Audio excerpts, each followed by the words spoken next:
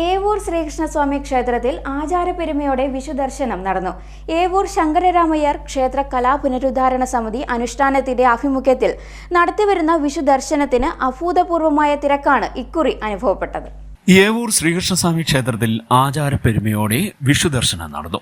ഏവൂർ ശങ്കരരാമയ്യർ ക്ഷേത്ര കലാ പുനരുദ്ധാരണ സമിതി അനുഷ്ഠാനത്തിന്റെ ആഭിമുഖ്യത്തിൽ നടത്തിവരുന്ന വിഷുദർശനത്തിന് അഭൂതപൂർവമായ തിരക്കാണ് ഇക്കുറിയും അനുഭവപ്പെട്ടത്. മഹാഭാരതത്തിലെ കാണ്ഡവന ദഹന കഥയുമായി ബന്ധപ്പെട്ടുള്ളതാണ് ക്ഷേത്ര ഐതിഹ്യം. ദ്വാപര യുഗാന്ത്യത്തിൽ അഗ്നിയും അർജുനനും ചേർന്ന് പ്രതിഷ്ഠ നടത്തിയ പ്രയോഗചക്രധാരിയായ ചതുർബാഹു സ്വരൂപത്തിലുള്ള കൃഷ്ണശില വിഗ്രഹത്തിലേക്ക് ശ്രീകൃഷ്ണൻ സ്വമേധയാ ചൈതന്യം പകർന്നു എന്നതാണ് ഏവൂർ ക്ഷേത്ര ഐതിഹ്യം.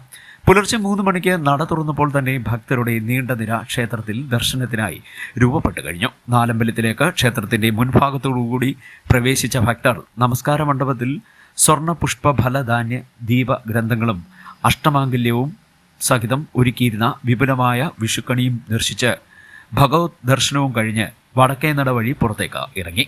ഇവിടെ ക്ഷേത്ര ശ്രീകോവിലിൽ നിന്നും പൂജിച്ച നാണയങ്ങൾ കൊച്ചുകുട്ടികൾ കൈനീട്ടമായി വിതരണം ചെയ്തു.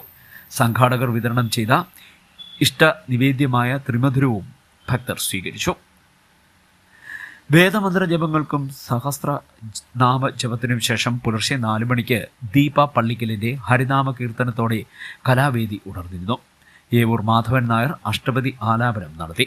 തുടർന്ന് UP രാജു ചെന്നൈയും നാഗമണിയും ചേർന്ന് അവതരിപ്പിച്ച മാൻഡോലിൻ ഡുവറ്റ് നടന്നു. 9 മണിക്ക് ആനേടി അനിൽകുമാറിന്റെ സംഗീത സദസ്സും നടന്നു. സംഗീത സദസ്സിനെ തുടർന്ന് വൈകിട്ട് ദീപാരാധന വരെ അഖണ്ഡനാമ ജപം സന്നിധിയിൽ തുടർന്നു.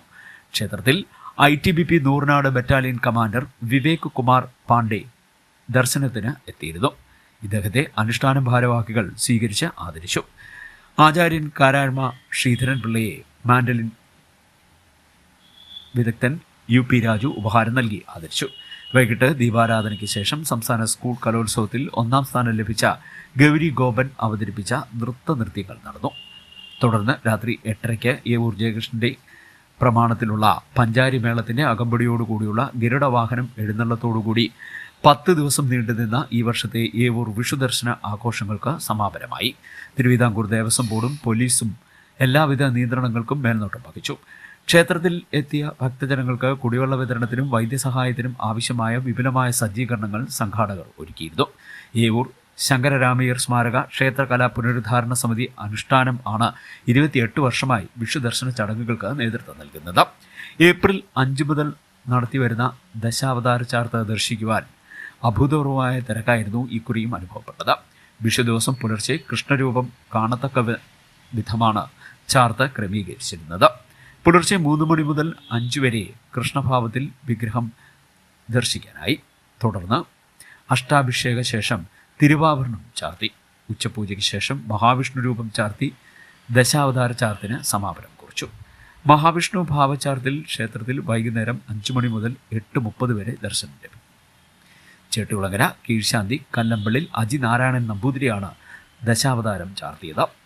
CDNet news, Kayamkulam.